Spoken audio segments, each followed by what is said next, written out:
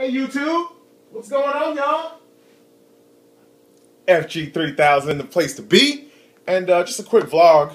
The number one thing on people's minds right now in 2013, 2 months after New Year's with all the resolutions, is trying to stay focused on their diet. You know what I'm saying? It's about to be March. Tomorrow will be March, and a lot of people are starting to lose that, that steam that they had on January 1st. Like, motherfucker, I'm gonna lose 723 pounds before the summer so I can go out and be naked and just be free. And you know what I'm saying? They're starting to get into March, and they're like, man, this shit is harder than I thought. So I wanted to kind of give people three main tips on how to stay focused on their diet. These things, they sound really simple, but these things get lost. You know what I'm saying? When you're trying to diet so hard and all the odds are really against you. If you're already overweight, if you've already gotten to the point where you're overweight, the odds are against you. You need to be stronger than the odds. That is how you start to lose weight. That's how you make progress. That's how you get to your goals. You have to be stronger than your odds. And like I said, I hate to say it, but this is being real. If you're already overweight, the odds are against you. They are against you. If you're trying to lose your last 5 to 10 pounds, you should be okay. But if you are, obese, the odds are against you. So you need to be stronger. You need to have all the tools that you possibly can have to overcome this. And rule number one, no particular order, whatever, just take them. They're all good. They're all important rules. 1, 2, 3 are all important rules. Number one, and it sounds super cliche, but if you don't plan, you plan to fail. If you're not planning to succeed, you're planning to fail. And that's something we say in the business world, but it applies to diet as well. If you're not planning, you're just lost, right? You're just going throughout your day. Oh, maybe I'll go to the gym. Maybe I won't. Maybe I'll eat good. Maybe I won't. You need to have a set plan. And this is how I equate working out these days. Now think about it. We all don't want to go to work. Some people have jobs they love, but for the most part, the most people in America, we don't really want to go to work. We want the money, but we don't want to go to motherfucking work. Just give me the money, baby. Let me go buy some shit. I don't want to be sitting at my desk doing no. But we go to work because we know we have to. In order to make money, we have to go to work. Sure, you can call in sick every now and then, but guess what? You call in sick too many times, you're fired. It's the same way with your diet. It has to be as strict as you make your workout, as your work schedule. Your workout and your work schedule need to be equally as important, equally as strict. So just like work, your workouts, you can skip a couple of days, you can call in sick a couple of days and you'll be okay. But if you keep on, you're going to get fired, aka you're going to get fat. So you need to put as much emphasis as going to work as you do going to work out. So this goes back to what I was just saying about planning. You need to have a set schedule in place. Me, day 1, back, shoulders, and arms. Day 2, legs and abs. Day 3, chest and tricep. Day off. Repeat, repeat, repeat, repeat. And I know what to expect every single day. I have a list of exercises, which I'll share in some more videos in the future. Have a list of exercises that when I go to the gym, I know exactly which machines, which areas that I need to go to, knock out my sets, and get out of there. I do it at the same time after work every single day. So I'm trained at about 4:30 to 5 o'clock. I take my pre-workout. About 5:15, I'm at the gym. About 6. Depending on how crowded it is, sometimes I get out of that motherfucker at 7 because all these motherfuckers just want to sit on the machines looking at Twitter. I'll be looking at Twitter too, but looking at Twitter and shit, get off the machine, baby. I need to use it. So depending on when I get out, but the point is that I know exactly what times these things happen every single day. I have a planned schedule. Also, I have a planned eating schedule. At the beginning of the week, I pretty much know what I'm going to eat for the entire week. I go to the grocery store, I buy 4 or 5 pounds of chicken breast, I cook it all in one day and throw it in the refrigerator. So I know that I got meals planned out every single day throughout the week. And that's how you kill cravings, right? The people cheat the most when they have no food in their apartment or their house, in their refrigerator. They have no food, they go, well, I don't feel like going out and buying anything and coming home and cooking it. I'll just order a pizza this one time. And that becomes a habit. Oh, I'll just go around the corner to Wendy's or McDonald's. That becomes a habit. So you have to plan out your meals. You have to plan out your workouts. That's tip number 1. Tip number 2, you need to have proper measuring tools.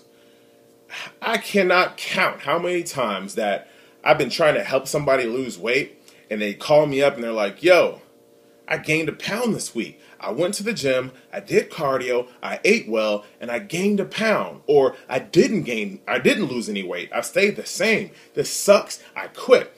And the reason why they think that is because they're only using one tool, and that tool is a scale.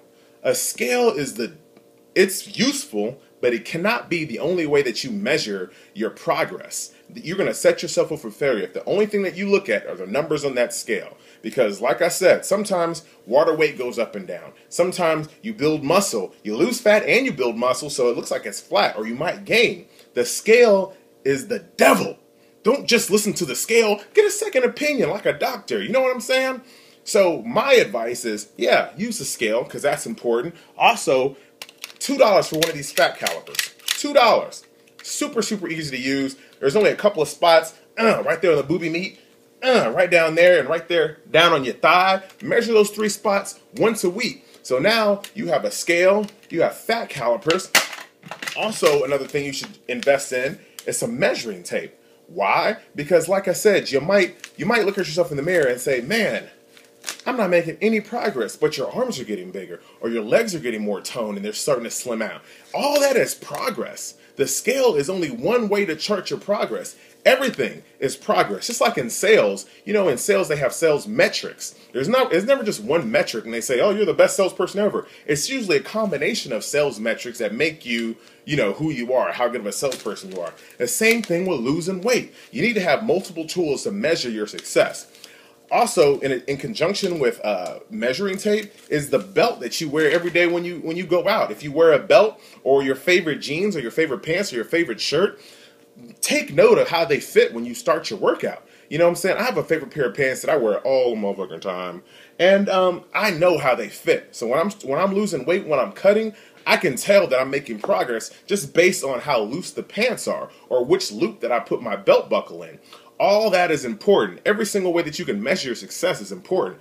And last but not least, another tool that you should use, is taking a picture of yourself every week. I take pictures of myself butt naked in the bathroom every Friday to measure just to have a visual record of how much progress I've made. So I can go back 30, 60, 90, 120 days and see what my progress was. Because you look at yourself every day. You get used to the way you look.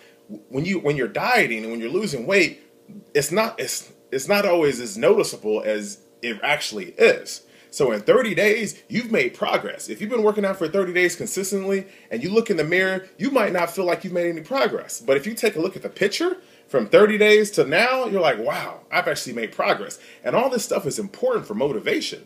So take a picture of yourself every Friday. If possible, take multiple pictures. If you don't have anybody to take a picture of you, or you feel uncomfortable, well, it's fine. I don't have nobody taking naked pictures of me when I'm in there, but at least take a picture of the front as much as you can show without getting your freaking arms in the way like you're taking a MySpace picture, and get as much as you can and look at that. Go back I wouldn't recommend going back every week, but at least look at it, periodically. I recommend every month. Just go back and take a look at the progress you've made. You'll be really, really surprised at how subtle your face changes, your shoulders, your chest. Everybody's looking for the weight loss in their stomach. But that's typically the last place to go. Or women are looking for the love handles to disappear or their thighs to start slimming down. Those are typically the last places to go for those sexes, male and female. So you need to have a visual record of how much progress you made. It's very, very important. And the last tip number 3 on how to stay focused on your diet, how to stay committed, is eat what the fuck you want. Yeah, for real. Eat what the fuck you want. Let me clarify what I mean by that. I'm losing weight consistently. I've been cutting, no problems. Every time I go to the scale, every time I look in the mirror, every time I measure, I'm losing weight. And I still eat pizza. I still eat enchiladas. I still eat hamburgers. I still eat all of my favorite foods. But the difference is that I make them here in my kitchen. I don't go out. I still have days that I go out and hang out with my friends and stuff like that. But the bulk of my meals are made in this kitchen. And since I make them, I have control on how good they are for me or how bad they are for me. So, for example, when I make enchiladas, right, I use 96.4 lean ground beef, right? I use low-fat cheese. I measure all my cheese to make sure that it's not overwhelming and, like I said, throw your calories off the chart.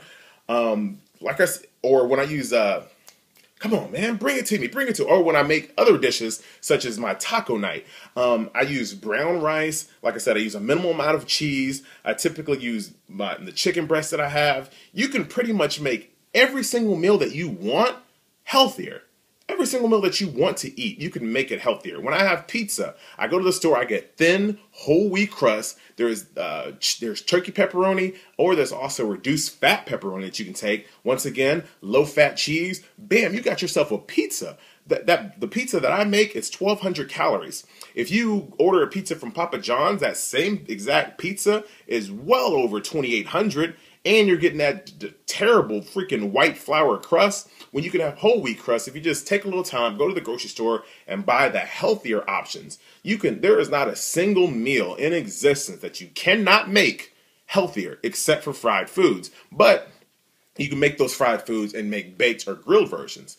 And like I said, lasagna, tacos, chili, enchiladas, pizza, hamburgers. You can literally make all of your favorite foods healthier. That way, you're not on this crash diet where you're like, oh my God, I'm eating fucking salad again. Oh, let me put 1 teaspoon of ranch on it. Oh, this is great. No, you can eat all of your favorite foods if you take control of the foods that you eat. Make it yourself. Plan ahead. Buy chicken breast. Buy the leanest ground beef. Buy low-fat cheese. Go on the internet, and I'm going to actually share even more recipes that I like to make on how to just make your favorite foods healthier. And if you do that, you'll find out that you don't even need a cheat meal. You know what I'm saying? Like I said, I'm eating chili tonight. To me, that's a freaking cheat meal. It tastes amazing. You know what I'm saying? But I've made it completely healthy. I can eat like 3 bowls of it and still be under my still be in a calorie deficit today. So to recap, because this video I'm starting to ramble. I know, baby. I'm gonna shorten the video up right now. Don't worry about it. Rule number 1, plan. If you're not planning to succeed, you're planning to fail. Number 2, use multiple tools to chart your progress. Pictures, scales, fat calibers, measuring tape, your favorite clothes. And number 3, don't crash your diet. Eat the food that you want, just make it healthier. Let me say that one more time. Eat the foods that you want, just make them healthier. That way, long term, you'll be able to succeed, because nobody wants to go their whole entire life eating this bland diet food. You want to be able to enjoy your life, eat the foods you want, and still make progress. That's all I got for you today, guys. FG3000, signing out.